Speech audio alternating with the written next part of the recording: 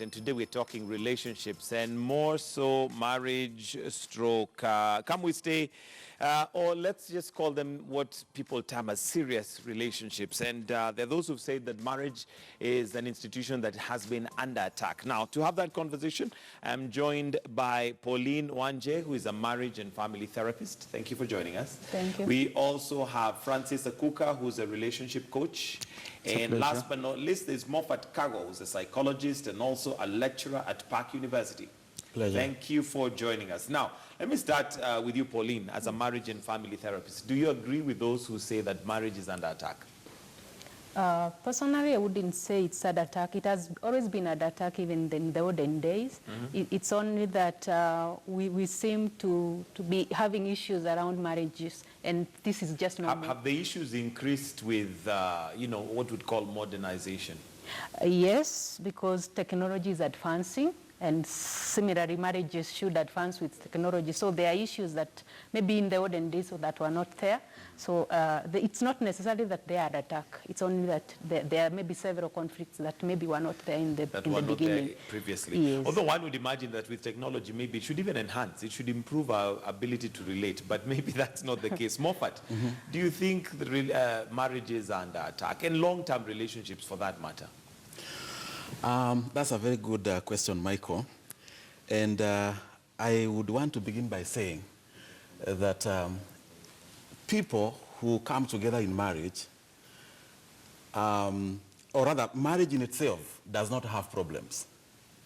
It's the people. But it's the people who come in that marriage whereby the marriage itself exposes their problems. Okay? So I'd want to say that because people are different, coming from different backgrounds, different worldviews, and when they come into marriage, you realize that one of them will want to, or the two of them are pushing to their side because they want the other party to be like who they are. But what has changed? What dynamics have changed? I mean, if you look at the olden days, where even go to the extent of an arranged marriage, for example, they had longevity. Yeah. They lasted. But now, is it that we have more choice, that people now feel, or is it that maybe we are too liberal to a point where I feel I really don't need to put up with anything that I don't agree with, to a point where now our tolerance levels have become almost zero? Of course, with information, a lot of things, there has been a lot of dynamics in the marriage institution. But I would like to say that marriage is a mystery. And it is a mystery because it is two people who embark on a journey to discover each other.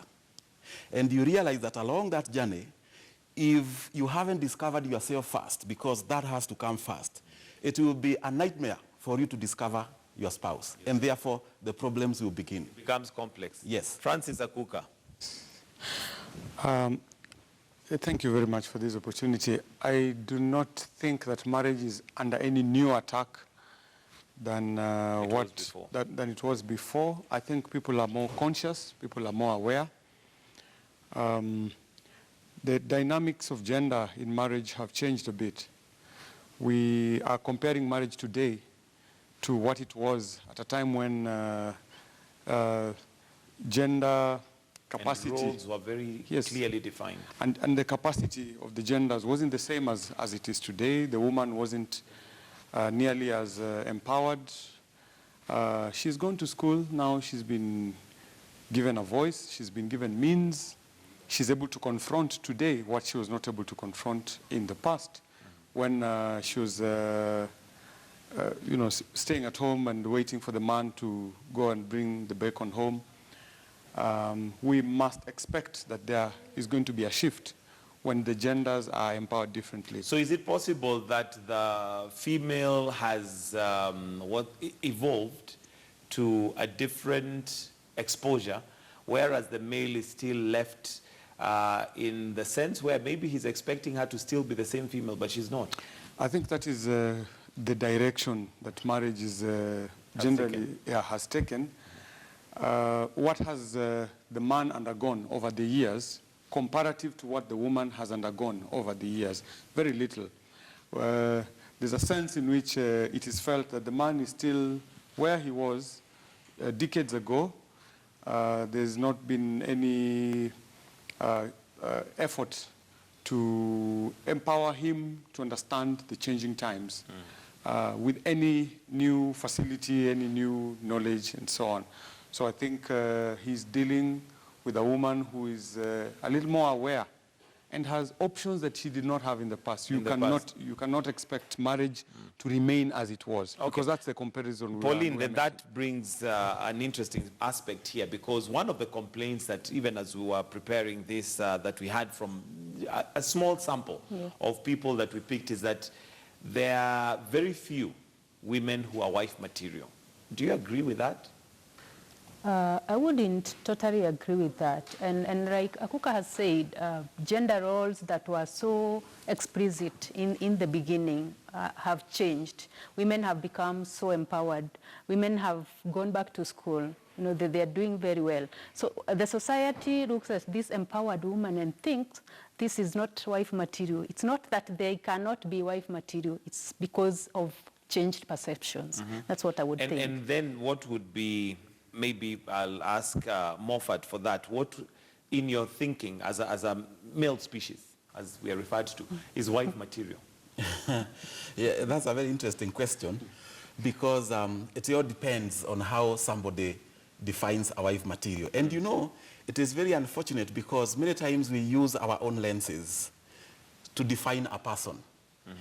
And sometimes we are looking at a woman who will come and be like us, who will come and adjust to our worldview, who will come and think the way we do. And you know, that is a very big mistake, because I think that the best thing that a man ought to do is, number one, I would want to say that a lot of men have not discovered the need that they want to fulfill by having a woman. They don't know the need. And therefore... In other words, you don't even know what she's coming to. Yes. And when I'm conducting premarital classes, I ask you know, my clients, what need do you seek to fulfill by having this woman? And you realize many men will just begin to stagger. They do not have an answer to that. Now, the moment you do not discover the need that you have for a woman, you will keep saying and whining and complaining that there are no wife materials. But now, what needs are there apart from the obvious? I mean, what other needs are there? I know there's companionship. Yes. There's procreation. Yes. What other needs are we talking about? You know, this is very profound. You know, the whole essence of marriage is to make the other partner become a better version of himself or herself. Now, part of the needs that you need to discover as a man is the vacuum that you have that needs to be filled by this woman. Where are you struggling? What kind of a support would you want? It could be emotional, it could be in different aspects. But you realize that many men around there, outside there, they actually do not even know what they are missing. You know, the personal vacuum that they are having that can only be filled by that woman. And we keep talking about companionship, we talk about sex, we talk about many other things. And you realize that that is a very insignificant ingredient of what makes a marriage. The most important thing is for us to discover what is it that we need them to come to do to us so that we can become better versions of who we are. Because marriage is about transition. Transition. Yes. Akuka, is that uniquely a man's need, or is it both species, let me not call them species, but both sexes that come together to fulfill each other's needs? Because I've also had a narrative that the only way to come and have a lasting relationship is for you, first of all, to come complete. The other person cannot complete you. It's generally understood that girls, when they are born, they grow up with a checklist from when they're very young. They have a notion in their mind of Prince Charming, yes, who's going to come on a horse. Yes. So in a sense, they are aware much earlier, which is not the same as boys. Is that down to socializing, or is it just an ingredient? It's the way society has socialized girls to be domestic, to be able to look at finer things that make relationships. And so women are more relational, because of the way they've been cultured. From a much earlier age, men are people of the field, you know. Men are generally wired to do tasks alone, figure out stuff, you know, come back with results. So a time comes when a man needs to become relational. And unfortunately, I think men start much later to figure out what, like my brother has said, what do I need to settle? What do I need to become an improved version of myself? And sometimes they don't do it at all, up to the time they are getting into the relationship. So yes, from my experience and my interaction with men my age, younger and older, I can conclude safely that it is more of a man's problem, self-awareness, and especially in relation to what a marriage requires, what a lifetime with a partner who is fundamentally different from the way I am requires. So men are staggering a bit. They are stumbling onto these things, and hence what I do, most of my work is revolves around creating that awareness. It is one thing to say men do not have it. It's another to actually help. Help and help them achieve it. Yes. Pauline, Yes. for the benefit of men out there who possibly have got this notion that the women that we have in today's age are not wife material, and there are reasons they'll give you. Maybe it could be reasons that are valid or not valid. What is it that one should be looking out for when they're looking for a future, well, somebody to live with or to have as their significant other? One thing that I would want to put clear is, when you're looking for a partner, when you're looking for a marriage partner, the issue is, I'm looking for that Mr. Right. I'm looking for this Miss Right. But the question is, are you the right person for this other person? Because until, like he has said, until we get to know what our needs are and what is that we want to achieve in marriage, until we know what is that we are looking for, we may not get it in the other person. So what I would like everyone to know, men, women together, is if you are looking for a Mr. Right, if you are looking for a Miss Right, then you need to be right with yourself. Yes. But what is right to yourself? Because it seems like a very nice thing to hear to the ear, but is it something that I can understand and now literally live and say, I am right? What is right? For example, you know what you want to achieve in a marriage. For example, many marriages are not working today because of unmet expectations. Correct. Because maybe you want to marry me because of who I am maybe in my career. But when you get into marriage, maybe I change and become a wife that you are not expecting. So creating that awareness, getting to understand who you are and what you are looking for, I think that's the most important part to start. Okay. Moffat? And if I may add something on what she is saying, this Mr. Right that and Miss Right that we keep talking about, we forget exist. It doesn't exist. And we forget that the right woman or the right husband is somebody who is like in a quarry. You need to go there, dig them up, and you begin to make them become right. Some of us, if you looked at us some years back, I am sure that many people would not have called us Mr. Right or Ms. Right because of the way we were. You didn't fit the bill. You didn't fit that description. But unfortunately, nowadays, both men and women are coming with a very long shopping list of what they want. Actually, it's more of a wish list. Yes, it's a wish list. And they don't know that your work is to develop this man, is for this man to develop this woman, so that some few years down the line, we look at you and we see you have indeed become a better version of yourself, more than what you are. So this thing of Mr. Right, it doesn't exist. Okay, and that being the case, Francis, question then would be, not everybody can be the right fit for the other person in terms, especially with that description he has given.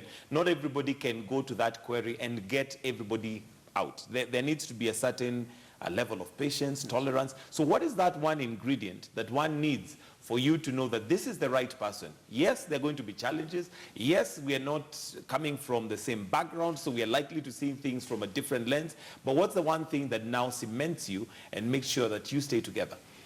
I would call that thing purpose. Purpose. What do you want to fulfill in life? And when you're gauging the other person as whether they're appropriate Or not. Or as a spouse for you, you need to put your finger on that thing called purpose. Because if you know it, then you'll the other qualities that tend to the other qualities that tend to turn people off would be background noise for you. If I have identified her and she's got a certain percentage, actually I have done a survey, personal survey. I was writing a book called How Can I Know She Is the One, a guide for men.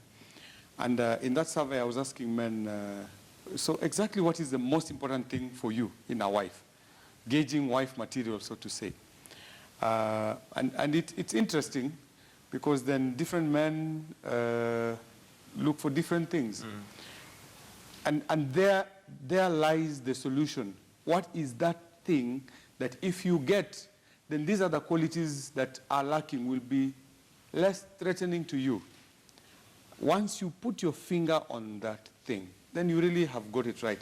And what I would like to say is, you will never find somebody who has 100% of the qualities you're looking for. Because neither are you 100% of what that person is looking for. So do your mathematics, settle for a percentage that you know it works for you. In other words, let's assume the qualities that you need in a wife are 7 qualities, okay? You will not find a wife who has all the 7 qualities in place the way you want them. So prioritize them, I guess. Prioritize and decide what is the irreducible minimum. Pauline, yes. Is that a good strategy to use? Because how many people even know what they want? How many people are even aware? If you ask them, if you're going out to look for a wife, how many actually know what is the most important thing? And the difference between knowing and that being the most important thing. For instance, I can think the most important thing for me is that she has to be a good cook. But maybe truly speaking, that's not what is most important. Yeah. Is that a good formula to use? I think we should first be genuine with ourselves. Genuine meaning that you are genuine with yourself and what is that you are looking for. Because there are several, we all have preferences. There is that you are looking for, there is this other person that he or she is looking for. So I think the best thing is to start by being genuine ourselves.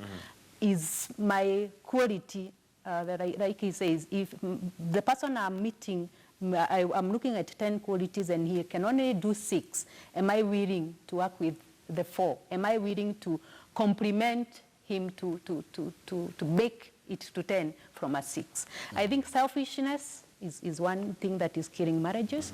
We've become lazy. We don't want to work hard. And marriage that needs to be strong and stable, it's a lot of hard work. It's a lot of hard work. All right, so Moffat, your advice on now those qualities and what maybe that is what has given a rise in what we call come and stay locally, where people basically say, let's test it first. Let's do a dry run. Then if it works, then we can sort out other details later. All those things that people do are, I would call them deceptions, most of them. And I want to summarize what they have said in one statement. And I say that for somebody to get to know whether this is Mr. Right or Mrs. Right, there is one single thing, in my opinion, that they need to do. And this is to find out through the lenses of the person that they want to marry, whether they are able to, we need to redefine this thing and ask ourselves, are we able to see them through the lenses of what they shall become? If you look at a person and you realize there's a lot of confusion, there's a lot of, the whole thing is eclipsed by a lot of things, and you cannot define who this person is, you are not able to tell what kind of a person he or she will become in some days to come, then that is not the right person. Because the right person is somebody that you can look at. Because I always tell young people, I have heard about all these lists that we have. And I normally say that the most important thing for us to do is that to look at this person, because people will talk about money, somebody who is financially stable. And I always say that money does not attract a vision, but a vision attracts money. Now, if you have a vision of what your marriage ought to become, or your partner ought to become, you are able to look at them through the lenses of what they shall become. And if you cannot see any light, even as you try to look at them through those lenses, then you've got to keep searching. There. Yes. Okay, I'll need your closing comments because we're out of time. Let me start with you, Francis, and maybe just summarize it in terms of anybody who's looking for a relationship out there, what should they look out for? Look out for the mix that works for you. Decide what you're pursuing in life. Look out for the person who has basics and a potential. I know our generation is not very good at gauging potential. We look at the final product, and sometimes potential is hidden inside that person if you can only interact with that person better. So look for the mix that works for you, and inside the mix, in gauging the mix, sometimes you'll be required to see potential, even though the qualities are not really visible. Pauline, for you, anybody who's struggling in a relationship, what is it that they should look for? There are those who are probably at the point where they feel, I'm not sure if I should end this relationship. What is it that you look out for and to know that this is done, it's a done deal? Gottman talks about 4 horsemen of apocalypse. He says if there is criticism in marriage, your partner is always criticizing you, pulling down your character, then you're headed for separation, you're headed for divorce. Then the other one is contempt. And there has been a lot of contempt in marriage, yelling and sneering at the other person and, finding no value in the other person. Then you're headed that's a red flag, that the marriage is headed for a fall. Then the other one is defensiveness. You've attacked me severally, so the best thing that I can do is defend myself. It's not my fault, it's your fault. And the last one is stonewalling. Many marriages have built stone walls. Partners cannot connect. So if those 4 items are present in your marriage, then you need to seek marital counseling as soon as yesterday. As soon as yesterday. Yes. Moffat, in a minute, your closing remarks. Okay. Actually, my closing remarks? Now, I would want to say that for those young people who are looking for somebody to marry, it is important for them to, first of all, discover themselves and identify the need that they have, like we have said. But most importantly, looking at a person through the lenses of what they shall become, not through the lenses of what they are. Because this is what has led to even issues of sponsorship, which has come. Because somebody wants to eat what was supposed to be eaten tomorrow, they want to eat it today. And we do not want to value the principle of hard work, as God puts it. That we really need to work around even our relationships. And number 2, I would want to say that human beings are like bulb onion. One day you discover this layer, tomorrow you find another layer. And if you are not patient, because marriage is about patience, we have to be patient with one another, then you realize that you are not even able to focus on the resources that are hidden in that particular person.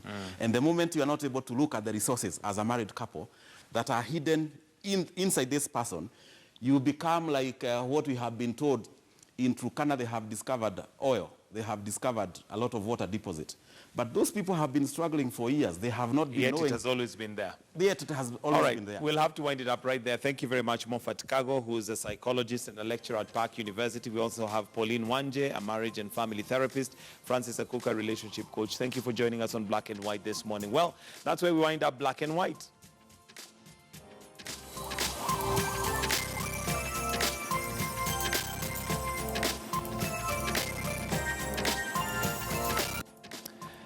All right, and well, this is where we wind up the show. But before that, just to read some of your feedback that has been coming through, and in regards to our question this morning, where we wanted to know if members of parliament are worth, or the value that they give deserves a pay rise. And this is what you have to say.